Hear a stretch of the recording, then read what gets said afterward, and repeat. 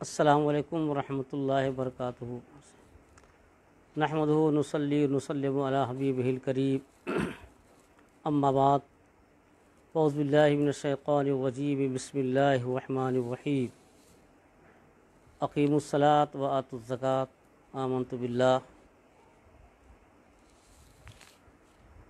اللہم صلی علی سیدنا مولانا محمد وآلہ وسلم، صلاۃ و سلام علیک یا رسول اللہ۔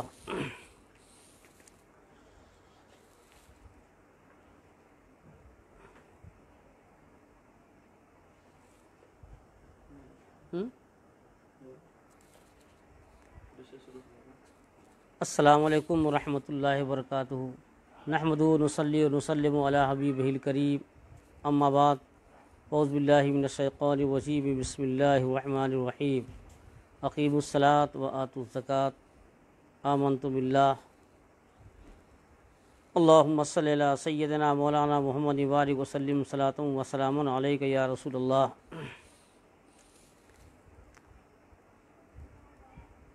ارکان اسلام میں سے ایک اہم رکن زکوٰۃ ہے، جو سال میں ایک مرتبہ ہر مال کے نصاب کو ادا کرنا واجب ہے۔ زکوٰۃ کی اہمیت قرآن و حدیث میں بیان کی گئی ہے۔ زکوٰۃ ادا کرنے والے کو بشارتیں دی گئی ہیں اور نہ ادا کرنے والے کو وعیدیں سنائی گئی ہیں۔ زکوٰۃ کی اہمیت کا اندازہ اس سے لگائیے کہ قرآن مقدس میں نماز کی ادائیگی کے ساتھ ساتھ 32 مقامات پر زکوٰۃ کی ادائیگی کا حکم دیا گیا۔ کچھ لوگ سوچتے ہیں کہ زکوٰۃ دینے سے مال کم ہو جاتا ہے، یہ ان کی غلط سوچ ہے۔ زکوٰۃ دینے سے بظاہر مال کم ہوتا ہے، لیکن حقیقت میں مال بڑھتا ہے۔ مثال کے طور پر، دو شخص ایک درخت لگائیں اور ایک شخص وقفہ سے اپنے درخت کی شاخیں تراشتا رہے اور دوسرا شخص اپنے درخت کی شاخوں کو کچھ بھی نہ تراشے، تو کچھ عرصہ کے بعد آپ دیکھیں گے، یہ محسوس بھی ہوگا کہ جس نے اپنے درخت کی شاخوں کو تراشا اس کا درخت تناور ہوگا، اور جس نے یہ سوچ کر کے اپنے درخت کو نہیں تراشا کہ ہمارے درخت کی شاخیں نہ نکل جائیں، پتیاں نہ جھڑ جائیں، تو اس کا درخت جو ہے کمزور ہوگا، پتلا ہوگا، تناور نہیں ہوگا۔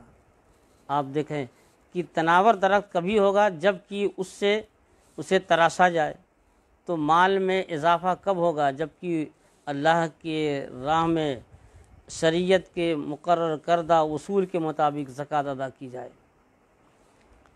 قرآن مقدس میں ارشاد ہے کہ یمحق اللہ الربا ویربی الصدقات، اللہ تعالیٰ سود کو مٹاتا ہے اور صدقات کو بڑھاتا ہے۔ آپ آئے دن سنتے ہیں، اخبارات میں پڑھتے ہیں کہ فلاں شخص کے گھر میں چوری ہو گئی، جیب کاٹ لی گئی، کوئی گراہک آیا مال لے کر کے چلا گیا، پیسہ واپس نہیں دیا۔ طرح طرح سے مال کے تباہ و برباد ہونے کی خبریں ملتی رہتی ہیں۔ آپ نے کبھی غور کیا کہ ایسا کیوں ہوتا ہے؟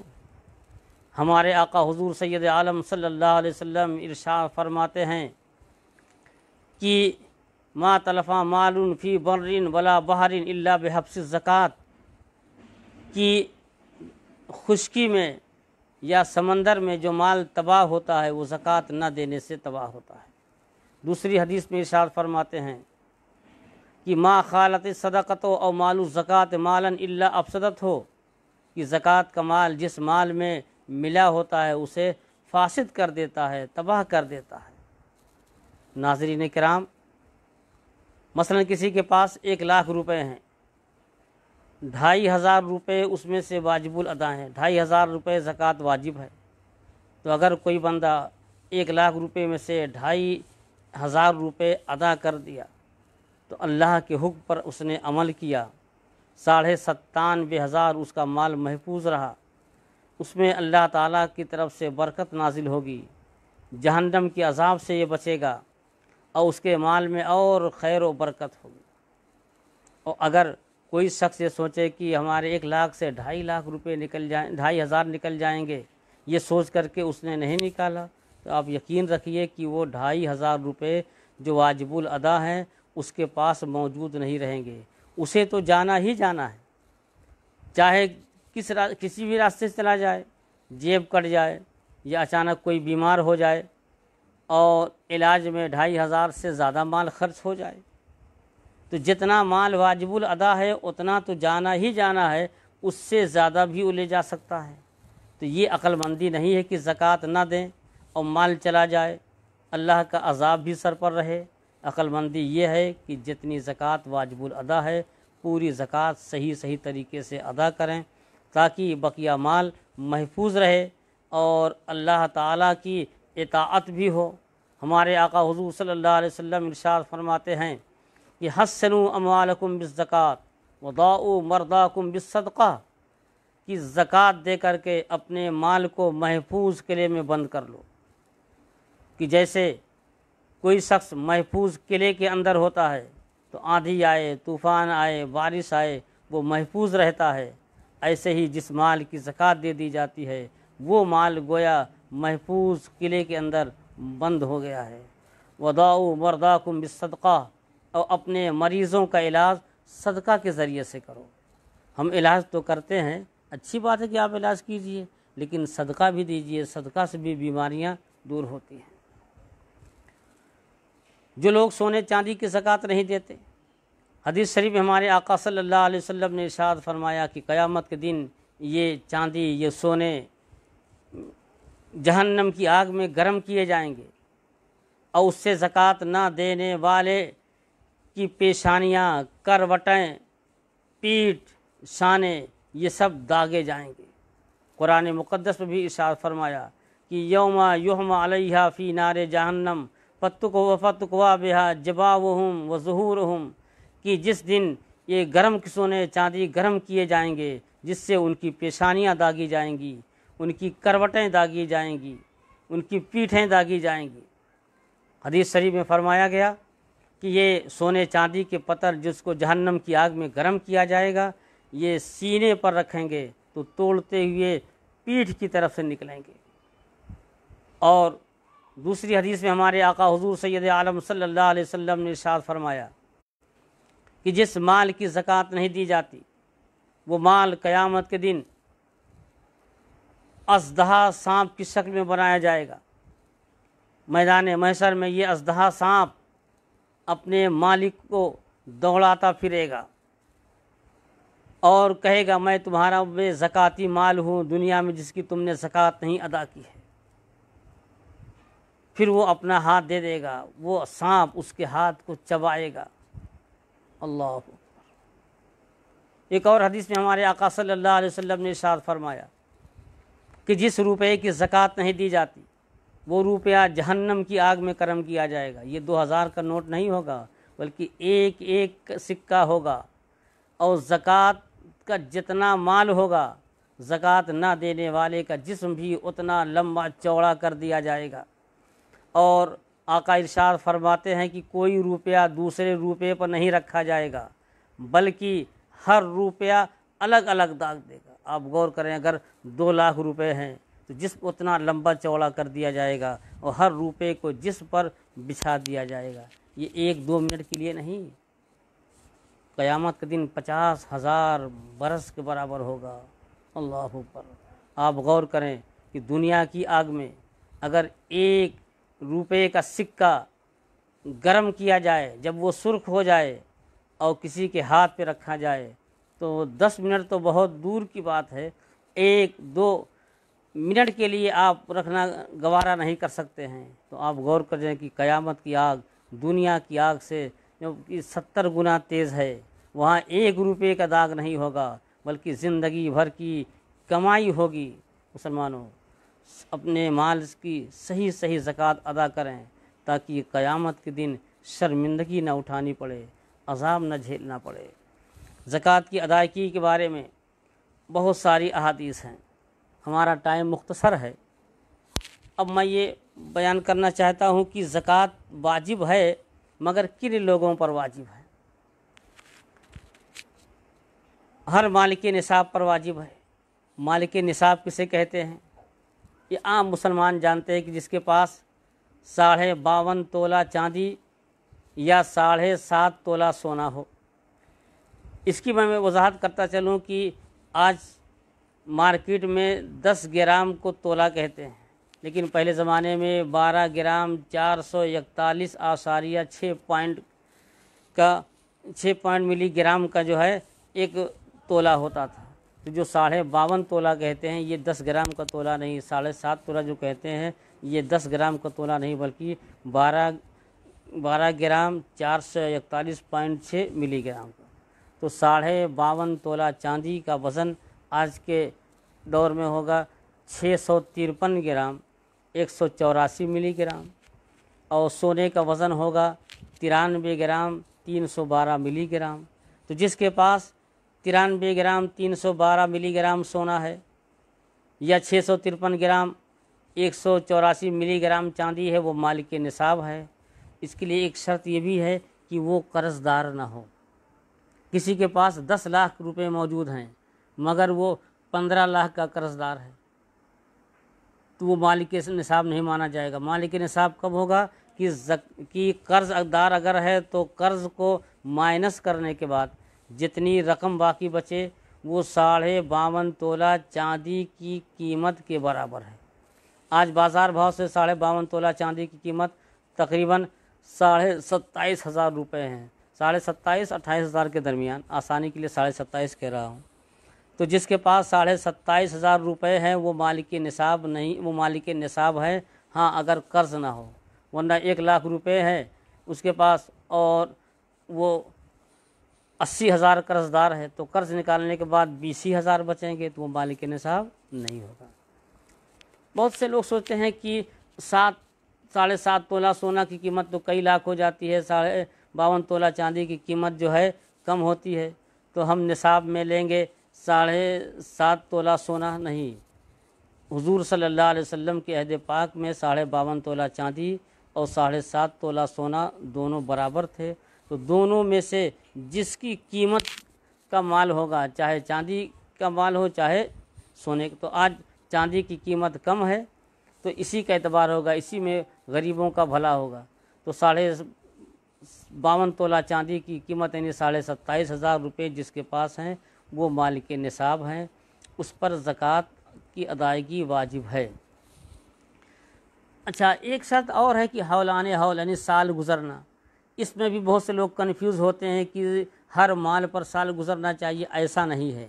سال گزرنے کا مطلب یہ ہوتا ہے مثلاً آج رمضان المبارک کی 24 تاریخ ہے، کل تک کسی کے پاس کچھ نہیں تھا یا تھوڑا مال تھا، آج رمضان المبارک کی 24 تاریخ کو کسی کے پاس اتنا مال آ گیا کہ جس سے وہ 52.5 تولہ چاندی خرید سکتا ہے، یعنی 27,500 روپے، تو آج اس پر زکوٰۃ واجب نہیں، لیکن اسی آنے والے عید الفطر کے دن اس پر صدقہ فطر واجب ہے، کیونکہ صدقہ فطر کی ادائیگی کے لیے حولان حول شرط نہیں۔ پھر اس کے بعد بقرہ عید میں عید الاضحیٰ کے موقع پر اس پر قربانی واجب، کیونکہ قربانی واجب ہونے کے لیے بھی حولان حول شرط نہیں، یہ صرف زکوٰۃ کے لیے ہے۔ تو اس پر زکوٰۃ کب واجب ہوگی؟ اگلے سال رمضان المبارک کی 24 تاریخ کو وہ حساب لگائے، جتنا خرچ کیا، کھایا پیا، زمین خریدا، مکان تک بنوایا، اس سب کا کوئی جو ہے حساب نہیں۔ اب اس کے پاس جو مال باقی موجود ہیں اب یہ دیکھے کہ میرے پاس کتنا ہے۔ اگر اس کے پاس 52.5 تولہ چاندی کی قیمت سے کم مال بچے ہوئے ہیں، سب خرچ ہو گئے، تو وہ مالک نصاب نہیں ہے، اس پر زکوٰۃ کی ادائیگی واجب نہیں۔ لیکن اگر اگلے رمضان مبارک کی 24 تاریخ کو اس کے پاس اتنا مال موجود ہے کہ 52.5 تولہ چاندی خرید سکتا ہے تو وہ مالک نصاب ہے۔ اب اس پر جو ہے اگلے رمضان کی 24 تاریخ کو زکوٰۃ ادا کرنا ضروری ہے۔ یہ ہے حولان حول کا مطلب۔ تو فرض کیجئے کہ اگلے رمضان کی وہ 24 تاریخ کو 52.5 تولہ چاندی کا مالک ہوگا، لیکن 15 رمضان المبارک کو 10,000 روپے اس کو کہیں سے اور مل گئے، یا 20 रमज़ान मुबारक, 20 क्या बल्कि 23 रमज़ान मुबारक को उसको कहीं से और माल मिल गए, तो उस पर तो अभी एक ही दिन गुजरा है, तो उसकी भी ज़कात अदा करनी उस पर ज़रूरी है। ऐसा नहीं है कि अब वो भी 1 साल तक रहे। हौलान हौल का मतलब वही है कि माल के निसाब होने के लिए हौलान हौल लिया जाएगा, और बीच में जितना माल भी आता रहेगा उसकी भी ज़कात अदा करना ज़रूरी, चाहे कि एक दिन पहले ही क्यों ना उसे मिला हो। तो अब ज़कात किन किन माल की होगी? सोना, चांदी, रुपए, पैसे, तिजारत के सामान और जानवर जो है साल के अक्सर अय्याम में चर कर ज़िंदगी बसर करते हैं। ये तो बहुत कम लोगों के पास हैं। वैसे अगर किसी के पास 2-4 बकरियां पालतू हैं, 2-4 भैंस हैं, गायें हैं, 10-20 गाय भैंस हैं, तो इन पर ज़कात नहीं है, बल्कि जो साल के अक्सर हिस्सों में जो है चर करके ज़िंदगी बसर करते हैं, ऐसे जानवरों पर। तो जानवरों को हम बहस में नहीं लाते। सोना, चांदी, रुपए, पैसे और तिजारत के माल। तो सोना आपके पास 5 साल से रखा हुआ है, आपने उसकी ज़कात दे दी। अब लोग अक्सर पूछते हैं कि पिछले साल उसी सोना की हमने ज़कात दिया, तो क्या इस साल फिर देंगे? हाँ, वो सोना जब तक आपके पास रहेगा हर साल तक आपको उसकी ज़कात अदा करनी वाजिब है। हाँ, जब अदा करते करते निसाब से कम हो जाए तो खुद ही ख़त्म हो जाएगा। कुछ लोग पूछते हैं कि अभी हमारे पास पैसा 10 लाख रुपया था, हमने उसकी ज़कात दे दी थी, और इस साल वही 10 लाख रुपए रखे हुए हैं, तो क्या उनकी ज़कात फिर निकालना वाजिब होगा? तो जाहिर है कि उसकी ज़कात फिर अदा करना वाजिब है। जब तक वो रुपए आपके पास रहेंगे, जब तक निसाब से कम नहीं रहेंगे, हर साल आपको ज़कात अदा करनी वाजिब है। सोने चांदी में एक मसला अक्सर लोग पूछते रहते हैं कि मसलन हमारे पास 100 ग्राम सोना है, अब हम उसे बेचने के लिए जाएं तो वो कम रेट पर वो ख़रीदेंगे, लेकिन हम ख़रीदने के लिए 100 ग्राम जाएं तो हमको ज़्यादा पैसा देना पड़ता है। तो ख़रीदारी के एतबार से ज़कात दी जाएगी या बेचने के एतबार से दी जाएगी? इसे भी गौर से सुन लें कि आप सोना जितने में ख़रीदते हैं एतबार उसी का होगा। मसलन 100 ग्राम आपके पास सोना है, आज 100 ग्राम ख़रीदने के लिए गए, 100 ग्राम सोने की कीमत बोलेंगे।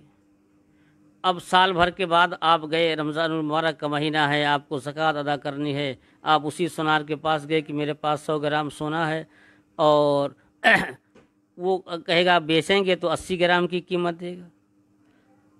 तो 80 ग्राम की ज़कात नहीं बल्कि 100 ग्राम की ज़कात देंगे, पूरे सोने की ज़कात वाजिब होगी। मसला ये है कि सोने चांदी में अगर कुछ हिस्सा खोट हो, नहीं कोई दूसरा माल मिला हो, और बेशतर हिस्सा सोना चांदी हो, तो सब के सब सोना चांदी ही माने जाएंगे। तो 10% 15% जो सोने और चांदी के अलावा दूसरा माल शामिल करते हैं, वो लोग ख़रीदते वक्त तो माइनस कर देते हैं, मगर बेचते वक्त माइनस नहीं करते।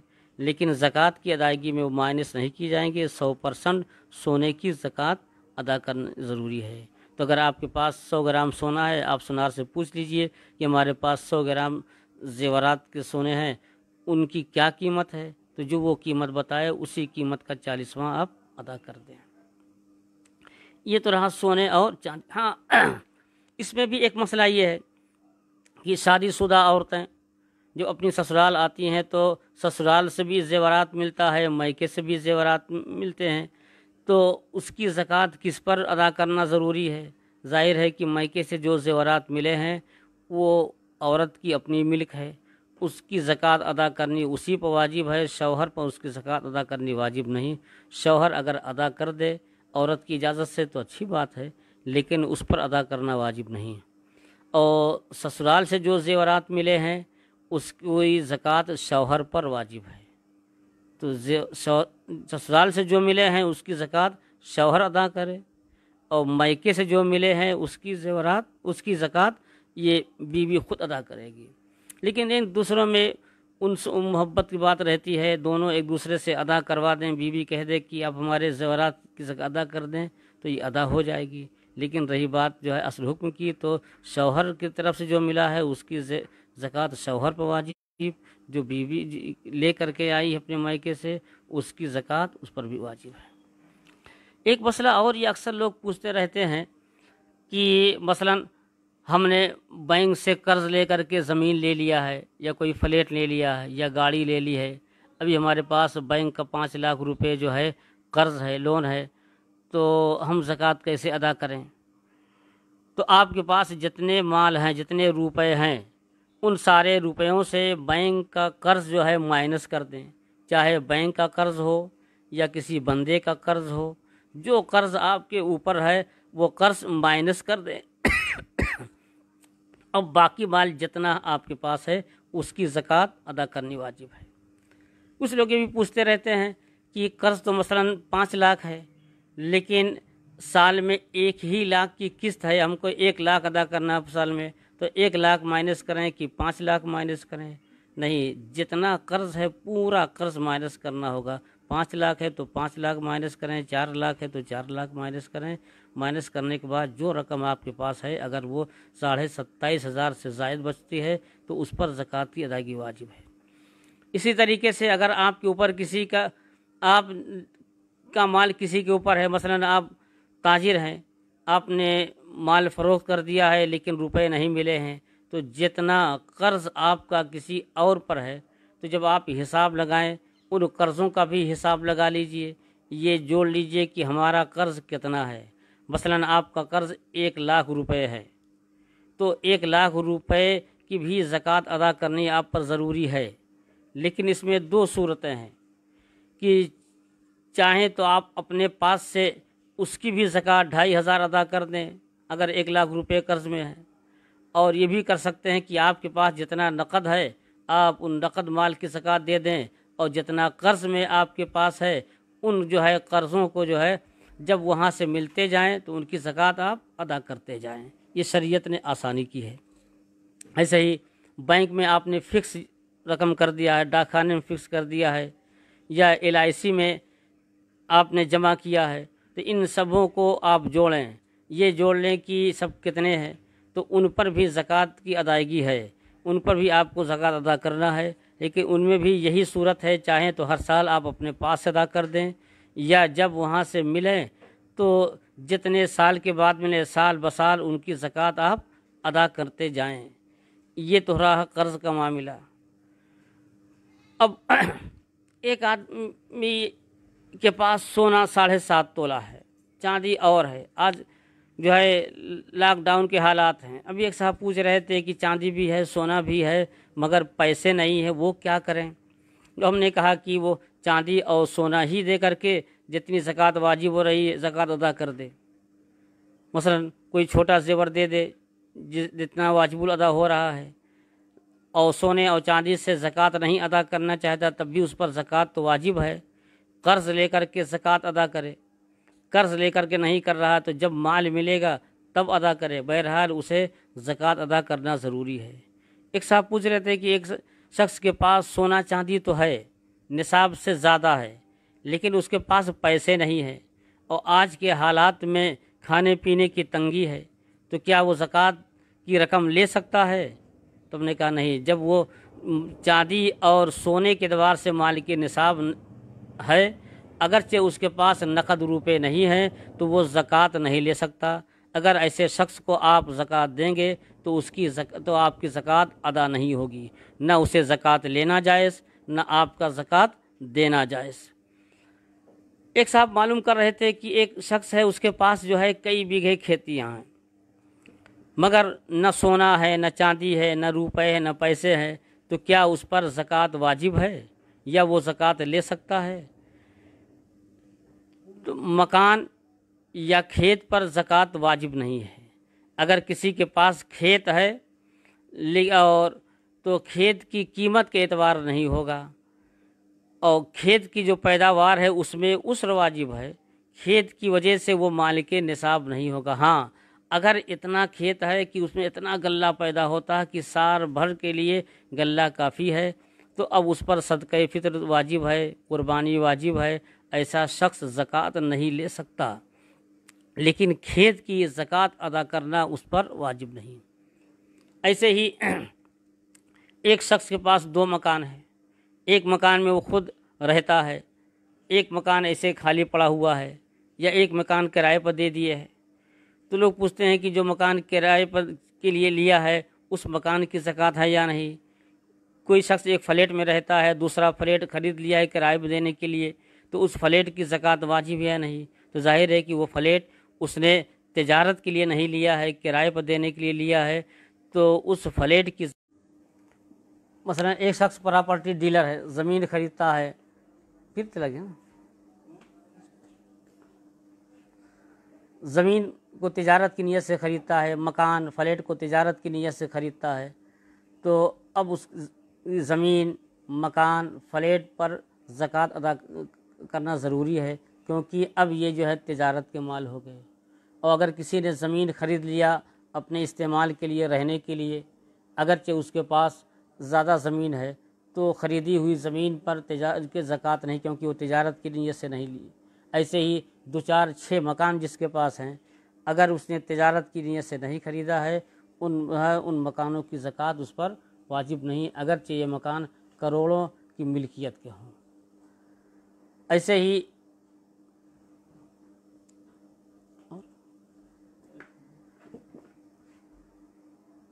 تجارت کی نیت سے کوئی بھی چیز خریدی جائے،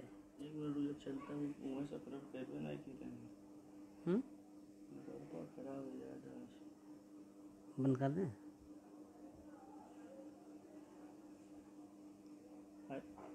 وہاں سے اپلوڈ کریے، یہاں سے کٹ گیا ہے نا نیٹ ورک پرابلم وجہ سے۔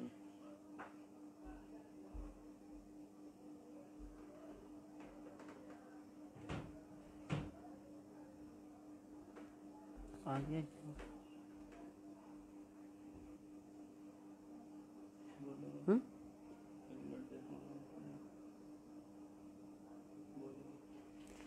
تو کسی بھی چیز کی تجارت کی جائے، سیمنٹ ہو، اینٹ ہو، زمین ہو، مکان ہو، جانور ہے، اگر ایک شخص جانور کی تجارت کرتا ہے تو اب یہ جانور ہی اس کے لیے تجارت کے مال ہو گئے، تو ان کی قیمت جوڑ کر کے جو اس کی قیمت ہے اس پر زکوٰۃ واجب ہے۔ ہاں، ایک مسئلہ اور یہ رہ گیا کہ ایک شخص نے سال بھر پہلے زمین خریدی تھی، فرض کریں کہ 10 لاکھ روپے کی، اور آج اس کی قیمت ہو گئی 11 لاکھ، یا اس کی قیمت گھٹ کر ہو گئی 8 لاکھ، تو اس زمین کی جو ہے وہ زکوٰۃ کس اعتبار سے نکالے؟ تو اتنا یاد رکھیں کہ جس ریٹ میں اس نے خریدا ہے اس کا اعتبار، اور زمین جتنے دام میں بکے گی اس کا بھی اعتبار نہیں۔ جس دن وہ زکوٰۃ نکال رہا ہے تو مارکیٹ ریٹ سے اس زمین کی یا اس مکان کی، اس فلیٹ کی جو قیمت ہے، اسی قیمت کی زکوٰۃ ادا کرنا اس پر ضروری ہے۔ آج اتنے ہی مسائل سنیں، پھر انشاءاللہ کسی اور دن حاضر ہو جائیں گے۔ LIC میں جو رقم جمع کی جاتی، میں نے بتایا کہ LIC ہو یا بینک میں ہو یا ڈاک خانے میں، جتنی کسی بھی مالیاتی شعبے میں سب کی زکوٰۃ ادا کرنی ضروری ہے۔ البتہ اس کی 2 صورت ہیں، چاہے تو اپنے پاس سے ہر سال ادا کرتے جائیں، یا جب وہاں سے ملنے کے بعد جتنے سالوں کے بعد ملے ہیں ان کی زکوٰۃ ادا کر دی جائے۔ اللہم صلی علی سیدنا مولانا محمد بارک وسلم صلاۃ و سلام علیک الہ العالمین۔ تو رحیم ہے، کریم ہے، رمضان المبارک کی ماہ مبارک میں ہم پر فضل فرما، اور ہمارے ملک سے بلکہ پوری دنیا سے کورونا جیسی بیماری سے خاتمہ فرما۔ اے اللہ ہمارے ملک میں امن و امان قائم، مسجدوں کو آباد فرما۔ ہمارے جن احباب نے مفتی سرفراز صاحب، قاری نعیم الدین صاحب، مولانا شمشیر رضا صاحب، ان لوگوں نے اہتمام کیا ہے، ان سب پر فضل فرما، ان کی اس کوشش کو کامیاب فرما، انہیں مزید دین کی خدمت کرنے کی توفیق عطا فرما۔ اے اللہ پورے ہندوستان میں امن و امان قائم فرما۔ اے اللہ مسلمانوں کے جان مال کی حفاظت فرما۔ اے اللہ پوری دنیا میں سکون اور نازل فرما۔ اے اللہ رمضان مبارک کے ماہ مبارک کے صدقے طفیر ہمارے گناہوں کو عطا فرما۔ ربنا آتنا فی الدنیا حسنۃ وفی الآخرۃ حسنۃ وقنا عذاب النار۔ آمین آمین۔